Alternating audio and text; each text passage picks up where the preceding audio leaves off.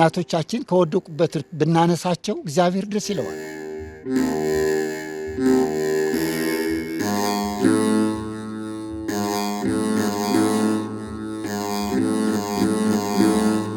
የምናገኘው ምርት ከ2 ወር ወይ ከ3 ወር በላይ ለምግብነት የሚያገለግል ውጤት አናገኝም። ሲታመሙ የሚፈልጉት ነገር ለመስጠት ቤተ እግዚአብሔሩ ገዳሙ በጣም አነስተኛ ድክመት ስላለው ምንም ነገር የሚያገኙት የለም። ውሃ የምንቀዳበት ቦታ ከገዳሙ የ30 ደቂቃ መንገድ ያህል ይርቃል። ደግሞ ወጣ ገባ ነው። በተለይ ከውሃው አካባቢ አለታማ ድንጋዮች አሉ። ደካማ ወጥቶ መግባት አይችልም። እግዚአብሔር ፈቃዱ ቢሆን ያንን ውሃው ከገባልን አታክልቱን ሁሉንም እያደረግነ ራሳችን ከልመና እንድንወጣ ይሄንን በማለት ነው እንግዲህ ወደዚህ መጣ ነው። ለዋልድባ ያልሆነ ገንዘብ፣ ለዋልድባ ያልሆነ ምጽዋት ምንም አያስፈልግም። ዋልድባ መርዳት በነፍሳችሁም በስጋችሁም ትጠቀሙበታላችሁ። እናቶችን መርዳት ማለት እናንተም ጭምር ወደ ቅድስና ስፍራ እንደማምጣት ነው የምወስደው።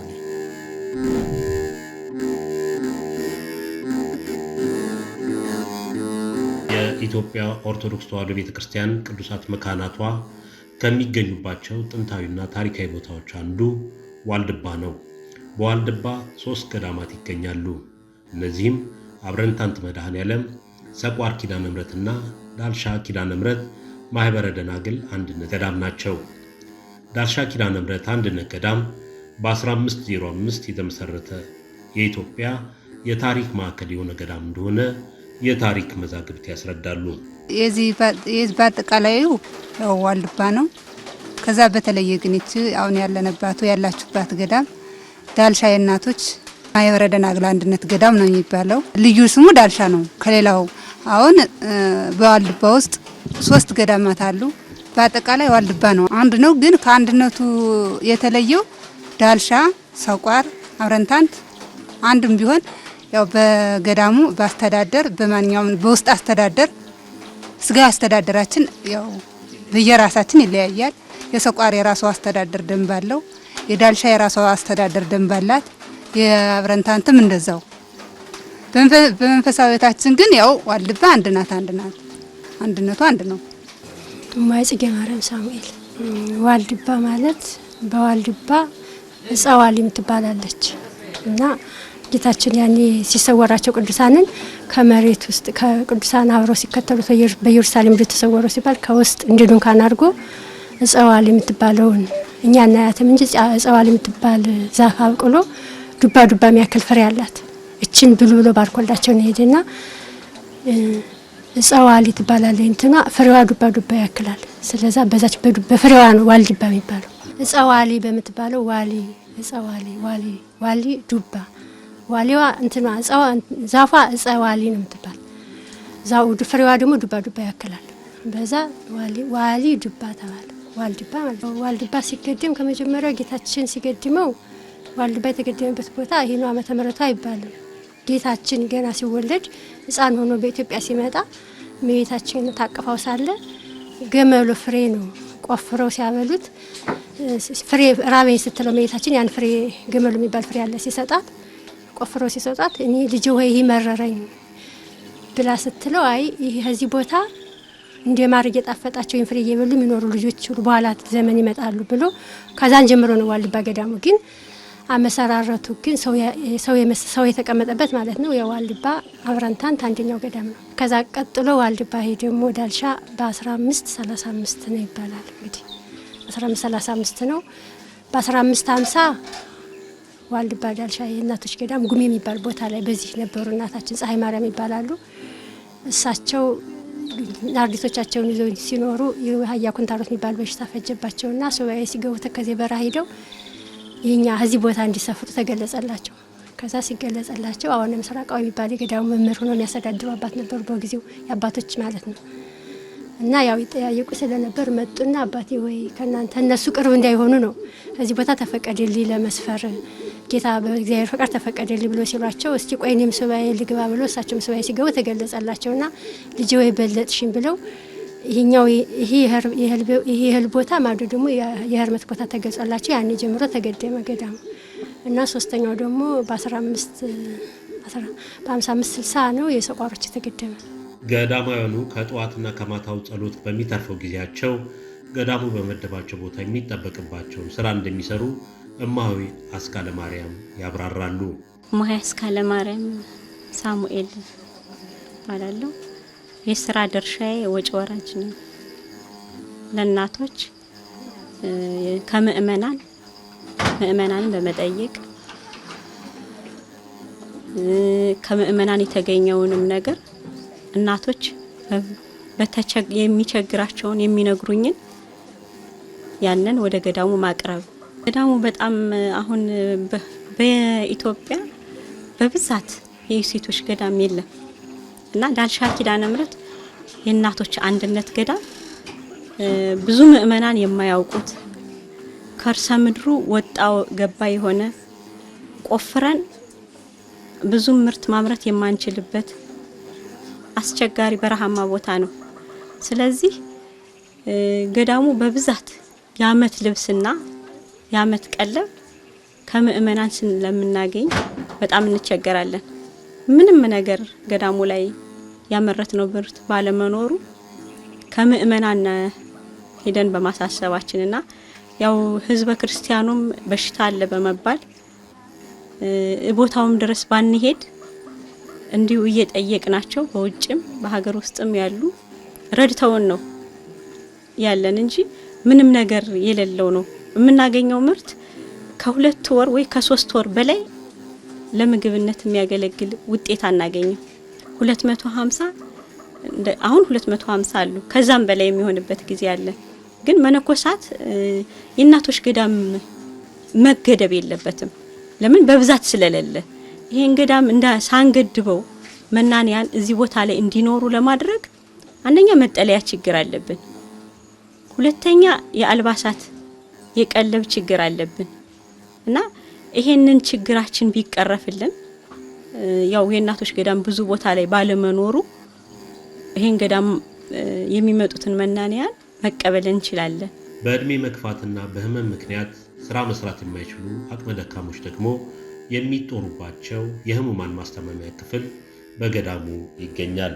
እማሆይ ወለተ መድኅን ሊቃበው እናቶችን ሲታመሙ ማትሳሙ ያው እናቶች ከ15ም ከ30ም ከ25 ከ40 ዓመትም በላይ ከገዳሙ ያገለገሉ አቅማቸው ሲያንስ ይሄ የአረጋውያን ቤት እዚህ መጥተው አልጋቸው ላይ ሆነው የሚጦሩ ናቸው። አቅማቸው ከደከመ ወደዛ ውሃ መቅዳት የማይችሉ ልብስ ማጠብ የማይችሉ መቁናቸውን ዳቢያቸውን አምጥተው መብራት የማይችሉ አቅም ያለው ያው እንደኔ አይነት ይመረጥላቸውና ይሰጣቸዋል።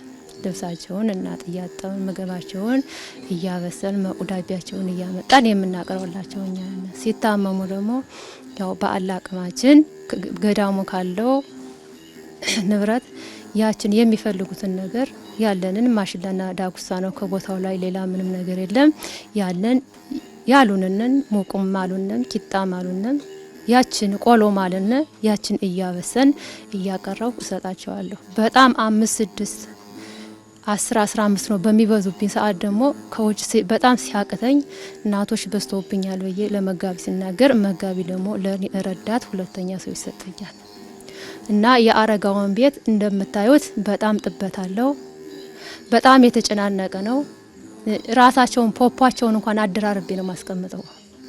ትመለከታላችሁ። ይሄው የቃቸው ማስቀመጫ ዳንዳ እየተሰራ ልብሳቸውን ከላይ የሚደረግበት እነሱ ደግሞ ያው ቦታው ሲጠብ ከቃቸው እነሱ ከታች ከስሩ እየተደረገበት ይሄ ደግሞ ወንፊት በመሆኑ አዋፋቶች በዳር እየገቡ እያራገፉባቸው ይሄን ዛንዜራ እየካተርኩኝ እና በጣም የአረጋውያን ቤት በጣም ችግር አለበት። ሲታመሙ የሚፈልጉት ነገር ለመስጠት ቤተ እግዚአብሔሩ ገዳሙ በጣም አነስተኛ ድክመት ስላለው ምንም ነገር የሚያገኙት የለም።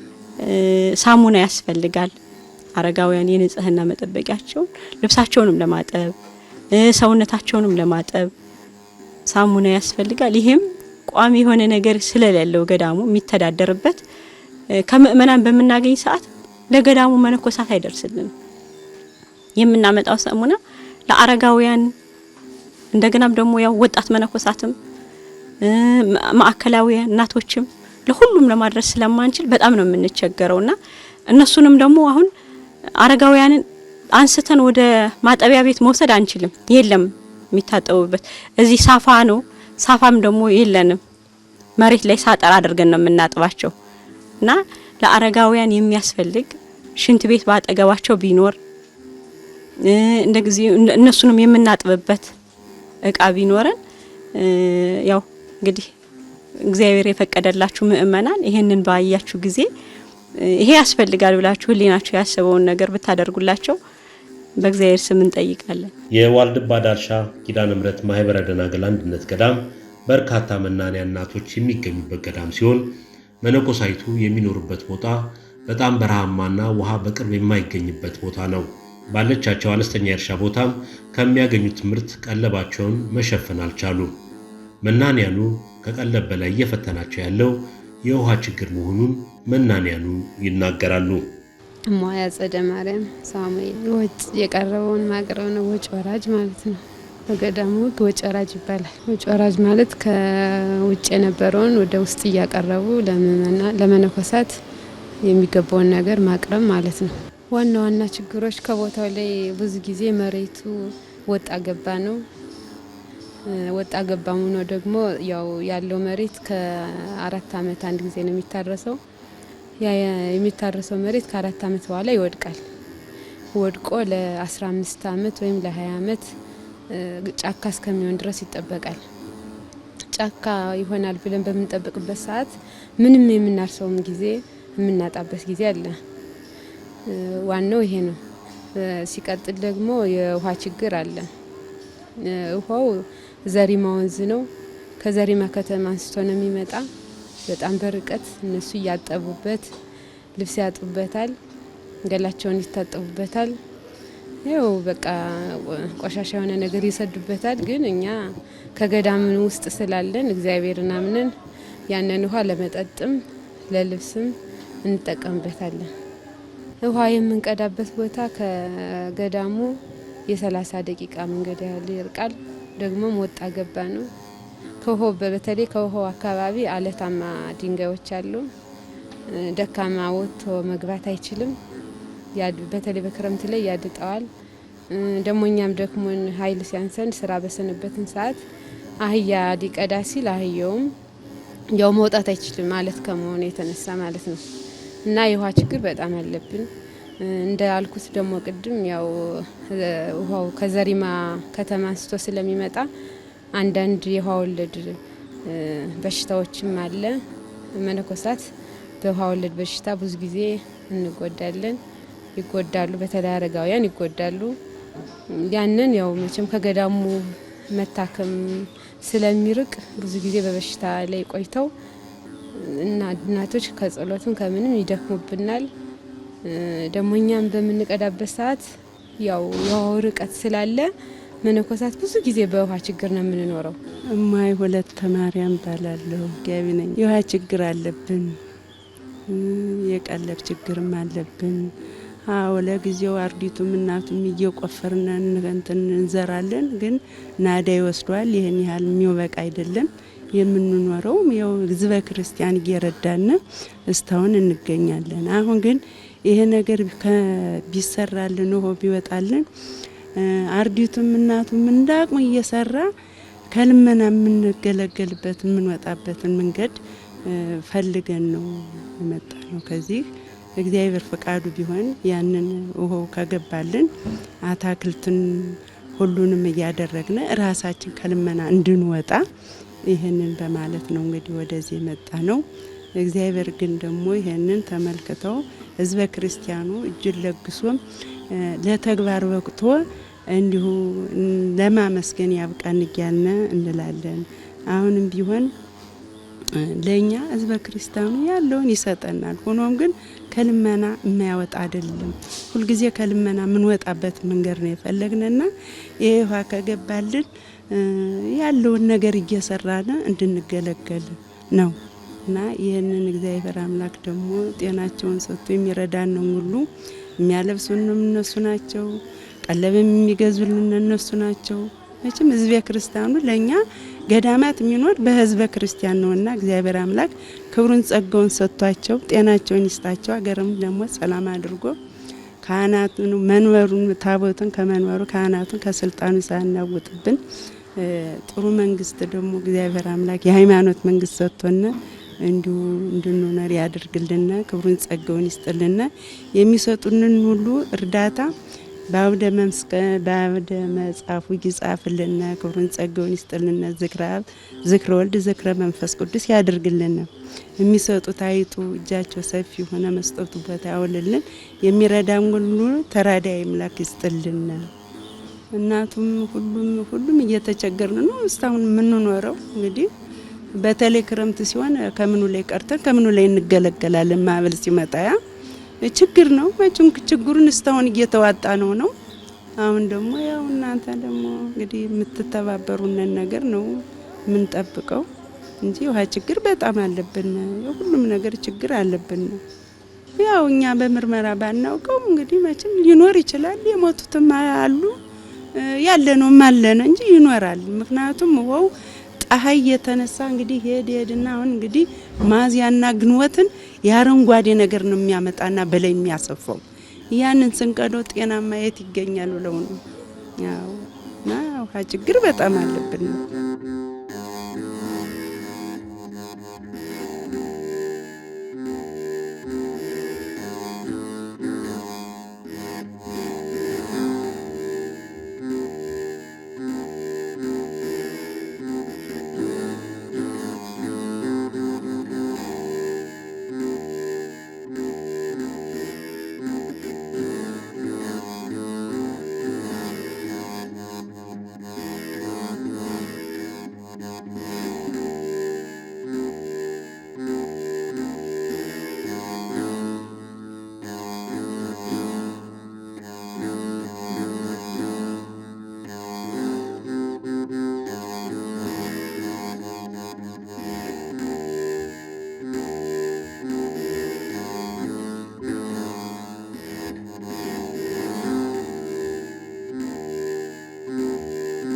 ገዳሙ ያለው ችግር ምንድነው?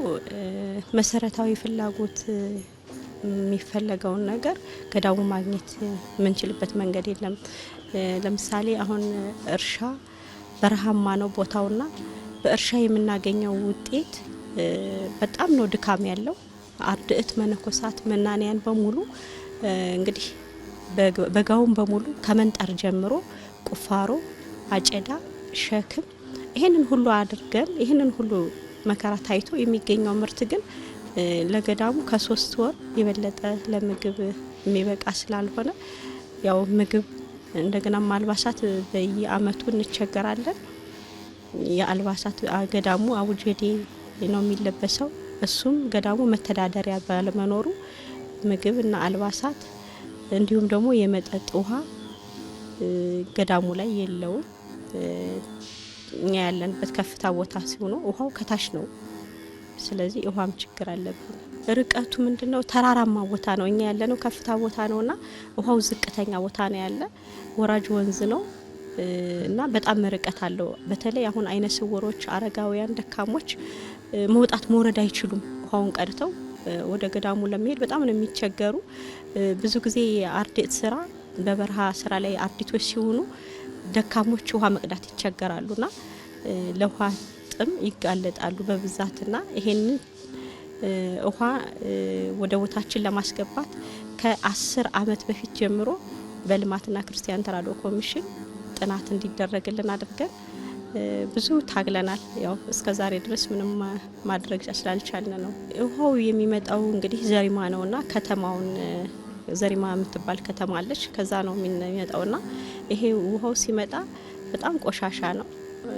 ያው ህብረተሰቡ ንጽህና መጠበቂያ የሚያደርገው ውሃ ነው። ከተማው ሌላ ውሃ ስለሌለ የንጽህና መጠበቂያቸው ውሃ ያን ነው።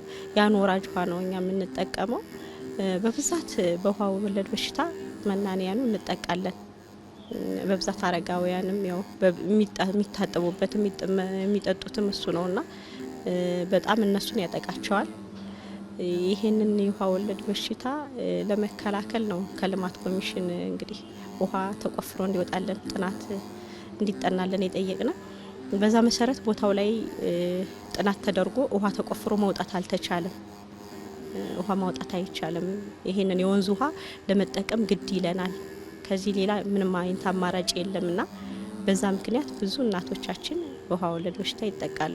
ብፁዕ አቡነ መቃሪዎስ የምስራቅ ሐረርጌና ሶማሌ አህጉረ ስብከት ሊቀ ጳጳስ ገዳሙን በቅርበት ያውቁታል። በተለያየ ጊዜም ወደ ገዳሙ በመሄድ አስፈላጊውን እገዛ አድርገውላቸዋል።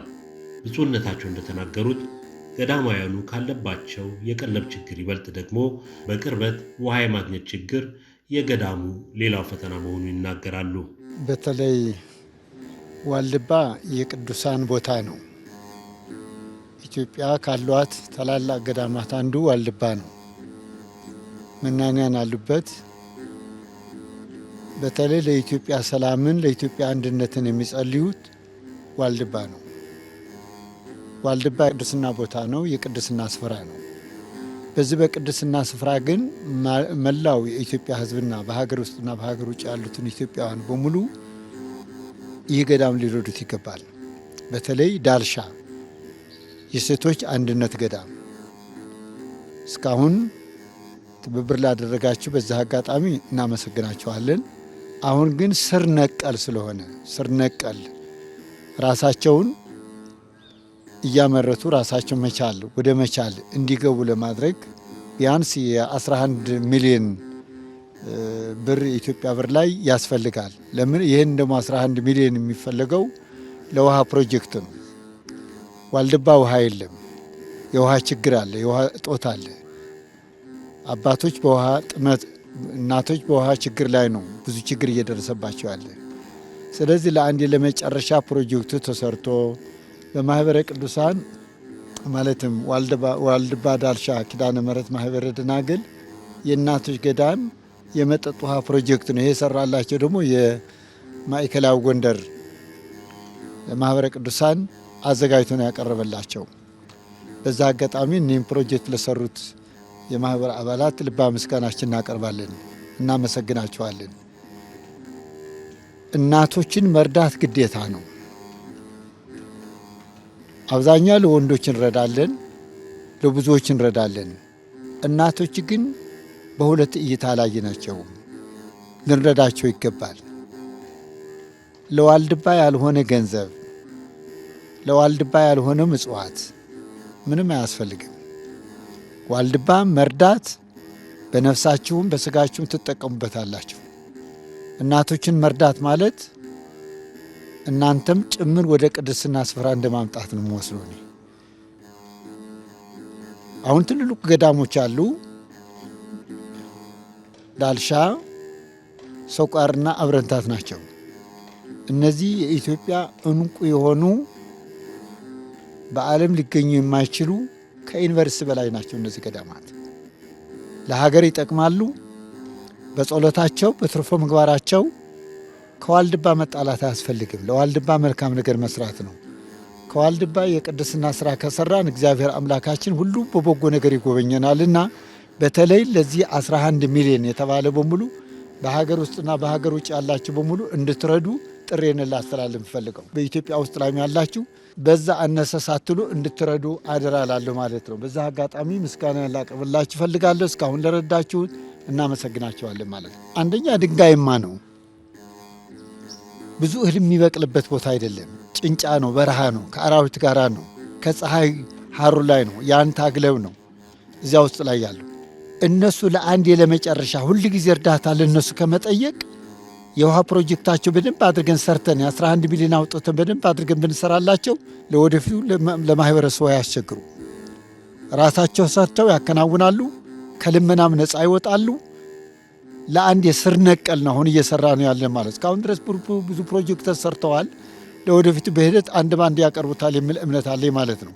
ስለዚህ አሁንም ቢሆን ያ ቦታ ላይ በምንም ቢዘራበት እንኳን ብዙ ምርት የሚያመርትበት ቦታ አይደለም ማለት ነው። የውሃ ችግር አላቸው። ትልቁ ዋልድባ አካባቢ ውሃ ችግር ነው። አሁን የዛሬማ ወንዝ ላይ አውጥተው ወደ ላይ ገድበው አውጥተው ለመስኖ ለተለያየ ነገር ላይ እንዲያመርቱበት ይደረጋል ማለት ነው። የዚህ ነው እንድትረዷችሁ መልእክት ላስተላልፍ ፈልጎ ማለት ነው። ለዋልድባ ዳልሻ ኪዳነ ምሕረት ማኅበረ ደናግል አንድነት ገዳም ምዕመናን የተለያዩ እርዳታዎችን ቢያደርጉም የገዳማውያኑን ችግር በዘላቂነት መፍታት አልተቻለም። በተለይም በአሁኑ ወቅት የውሃ ችግር ለመፍታት ጥናት አስጠንተዋል። ውሃው ፕሮጀክት ላይ መነኮሳቱ የምግብ ጭምር የምግብ አቅርቦታችን በሰፊ ሆኖ መነኮሳት ከእህል ውጭ ደግሞ እንደ አትክልት ነገሮችን ተጠቅመን በምግብ ጾማትን በተለይ አብይ ጾምን እንደ ሙዝ አይነት ፓፓያ የተለያዩ አትክልቶች ቀርበውልን ከምግብ አቅርቦት የተነሳ ብዙ ጊዜ ከጸሎት የምንርቅበትም ሰዓት ስላለ የጸሎት ሰዓታችን አሻሽለን እንድንጸልይ ልባችንም ሳይበታተን እህልም ባነሰ ቁጥር ለሰው ልጅ መሰረታዊ ነገሮች 3 መሰረታዊ ነገሮች ያስፈልጉታል። ምግብ፣ አልባሳትና መጠለያ እና የዋናው ደግሞ ምግብ ትንሽ አስቸጋሪ ስለሆነ የምግቡን ጉዳይ በውሃው የተዘጋጀው ፕሮጀክት ቢጨረስልን ያው በጸሎት ብዙ ጊዜ እናሳልፋለን ማለት ነው። ለኛም ለምእመናንም ለብዙ ህዝብ ጸሎታችን ይተርፋል ማለት ነው እና ብዙ ጊዜ ከቦታው ላይ ብዙ ችግር ይንጸባረቅበታል። ያው ምእመናን ይሄን እየሰሙ ብዙ ነገር ይረዱናል። አሁን ግን የበለጠ ደግሞ ገዳሙ በጣም ይደሰታል ብዬ አስባለሁ። ይህ የውሃ ፕሮጀክቱ ተጠንቶ በማህበረ ቅዱሳን ከስራ ላይ ከዋለ ብዙ ነገር ይሳካልናል። አንደኛ በጤና በኩል ያለው ነገር፣ ሁለተኛ ደግሞ ያው ጊዜ የሚቆጥብልናል። የጸሎት ጊዜያችን በርከት ያለ ይሆናል። አቁጣሮም እናደርሳለን። እግዚአብሔርን በተዘክሮ ልባችንን ሰብሰብ አድርገን እንጸልያለን ማለት ነው እና ምእመናን ብዙ ጊዜ ይረዱናል፣ ብዙ ጊዜ ያደርጉልናል። ብዙ ችግራችንም እግዚአብሔር የተመሰገነ ይሁን ተወግዷል። ግን አሁን ይሄ ነገር ደግሞ ሁሉም ሰምቶ በደስታ ለገዳሙ ትልቅ ነገር ያደርጋል ብዬ አስባለሁ። መሰረታዊ ነገር ስለሆነ መነኮሳትን ብዙ አስበው የምትደግፉ ምእመናን ወገኖቻችን ይህን ተመልክተው ከልብ የሆነ እርዳታ እንዲያደርጉልን ባላቸው አቅም በጥሬ እንደ ሲሚንቶ፣ ብረት በሙያም ቢሆን በተለያየ ነገር ረድተውን ይህ ችግራችን እንዲወገድ ያው ሁሉም ማይበር የሚመኘው ነገር ነው። እግዚአብሔር ሁሉን ነገር የምታደርጉልን ከልባችሁ አስባችሁ የማይበሩን ችግር ለመርዳት የተነሳችሁ ወገኖቻችን በሙሉ እግዚአብሔር ሀሳባችሁን ያሳካላችሁ። ሁሉም ነገር ተፈጽሞ እግዚአብሔር በአምደ ወርቁ ይጻፍላችሁ እንላለን። አሁንም ይሄን ነገር ተመልክታችሁ ነገ ዛሬ ሳትሉ ከስራ ላይ እንድታውሉልን በጎ ፈቃዱ ይሁንልን። መድኃኔዓለም እመቤታችን ምልጃ አይለይብን። ብር የለውም። ያው ምእመናን ግን ይሄን ነገር ብታስጠኑት የሚረዳችሁ ሰው አይጠፋም በሚል ነው እንጂ ብሩን ለተለያየ ነገር አድርገነዋል። አሁን ያው ሁሉም ተመልክቶ ብያለው ያው በብርም በማቴሪያልም በሙያም በብዙ ነገር ድጋፍ እንዲያደርግልን ነው ይሄን ፕሮጀክት እንዲጠና ያደረግነውና ከፈጻጸም ላይ እንዲሆን የምንመኘው። ፓምፕ አሁን ትልቁ ነገር ብዙ ጊዜ ከቦታው ላይ እያጠኑ የሚሄዱ ባለሙያዎች አሉ። ግን ወደ ስራው ለመግባት ከብዷቸው የነበረ ፓምፑም ጄኔሬተሩም በጣም በብዙ የዋጋ የተተመነ ነው። እስከ 10 ሚሊዮን ይደርሳል፣ ይሄን ያህል ይሆናል እያሉ እየፈሩ ወደ ጥናቱ አልገቡም ነበር። ግን አሁን እግዚአብሔር የተመሰገነ ይሁን ኢትዮጵያ ኦርቶዶክስ ተዋሕዶ ቤተክርስቲያን በሰንበት ትምህርት ቤት ማደራጃ ማህበረ ቅዱሳን ጎንደር ማዕከል ቅዱሳት መካናት ይህንን ድርጅት ይህን ውሃ ፕሮጀክት አጥንተው ወደ ስራ ውለውልናል። አሁንም ለፍጻሜ ይድረስልን ብለን እንመኛለን። ማይበሩም ጸሎት ያደርጋል። እግዚአብሔር ቸርነቱን ያብዛልን። እመቤታችን አትለይብን። የውሃ ፕሮጀክቱን ያጠኑልን ያው ከቦታው በብዛት በመመላለስ የኢትዮጵያ ኦርቶዶክስ ተዋሕዶ ቤተክርስቲያን ማህበረ ቅዱሳን የጎንደር ማዕከል ቦታው ድረስ በብዛት ተመላልሰው ብዙ ባለሙያዎች መጥተው ቦታው ላይ ምን ያህል ውሃ ያስፈልጋል በረሃ ከመሆኑ አንጻር እንደገና ይሄንን ውሃ ከመጠጥምና ከንጽህና መጠበቂያ ባለፈ ገዳሙ ራሱን እንዲችል ያስችለዋል በማለት አጥንተው የሰጡን ማህበረ ቅዱሳን ናቸው። ከ10 ሚሊዮን ብር በላይ እስከ 11 ድረስ ይደርሳል ፕሮጀክቱም ላይ አለ። እስከዛ ድረስ ይፈጃል ነው ያሉን። ይሄም እንትኖች ጄኔተሮች አሉ፣ ፓምፕም አለ። ግን ወደ ሶላር መቀየር የሚቻል አቅም ያለው 26 ጄኔተር ባለ 26ቱን ጄኔተር የሚተካ ሶላር የሚገኝ ቢሆን በሶላር መተካት ይቻላል ብለውናል። እነሱ ግን የሰሩልን ያው በሞተር ነው፣ በጄኔተርና በሞተር። ገዳሙ ራሱን ያልቻለበት ምክንያት አንደኛ ለምእመናን ቦታው ቅርብ አይደለም፣ በረሃማ ነው፣ ከርሰ ምድሩ አይመችም፣ ተራራማ ገደላማ ነው። በእርሻ በልማት ራሱን ማስቻል አይቻልም። ምክንያቱም ገደላማና በረሃማ በመሆኑ ውሃም እንዲሁ ትልቅ ተጽዕኖ ስለሆነ ገዳሙ ራሱን መቻል የማይችልበት ምክንያት ይሄ ነው። አሁን በጤና ችግር ላይ ያው የተለየ ምንም አይነት መፍትሄ አልተገኘም እስካሁን ድረስ። ያው ገዳማውያን መናንያን በሚታመሙበት ሰዓት መታመም ከዛም ሲሻላቸው መነሳት ያለያም ደግሞ እንግዲህ ህልፈታ እድሜያቸው ሲደርስ ያው ወደ ሞት ነው። በዚህ አይነት ምንም አይነት ነገር የተገኘ ነገር የለም።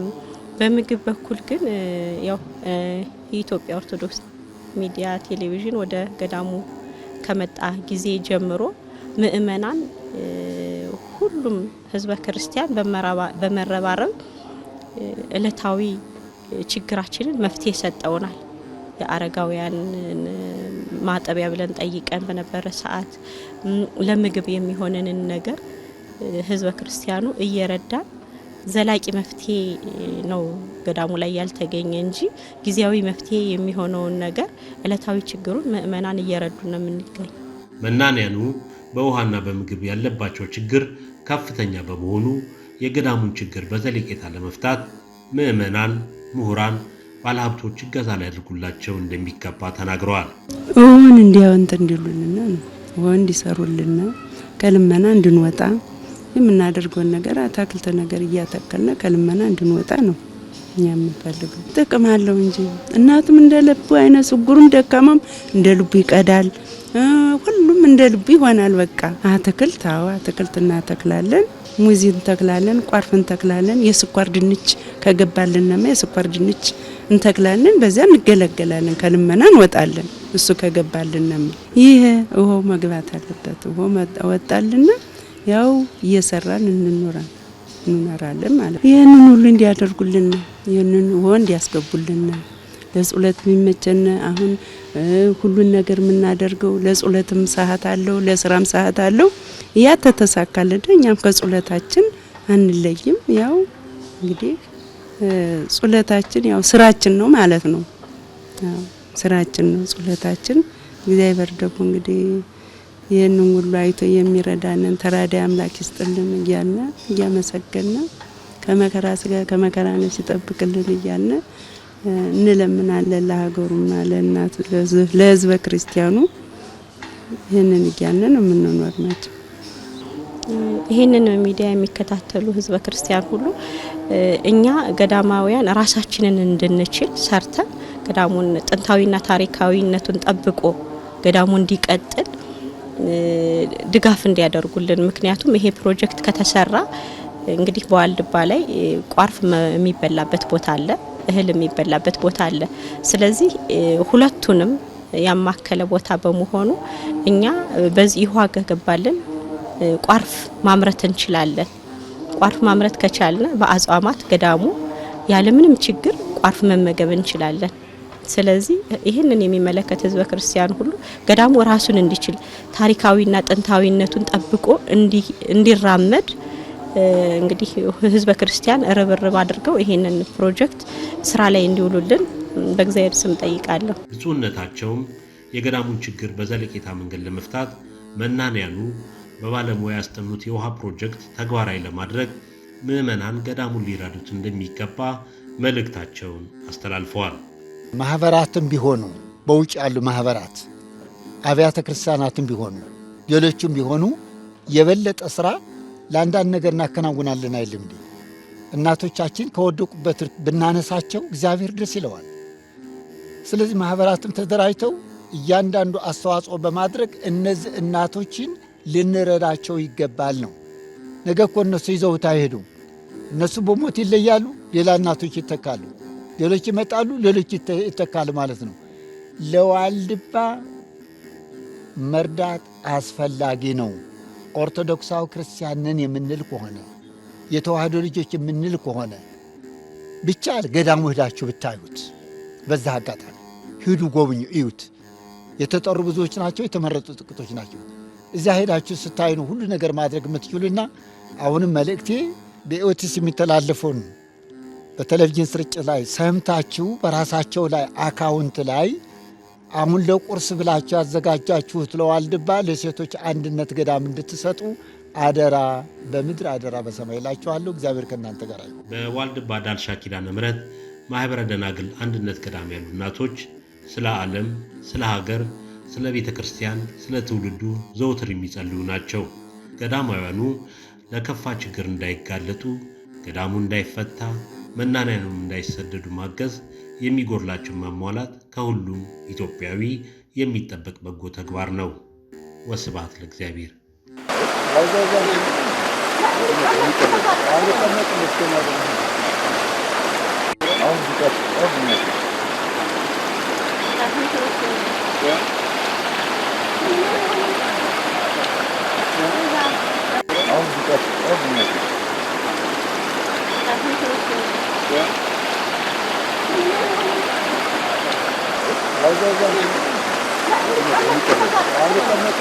Hadi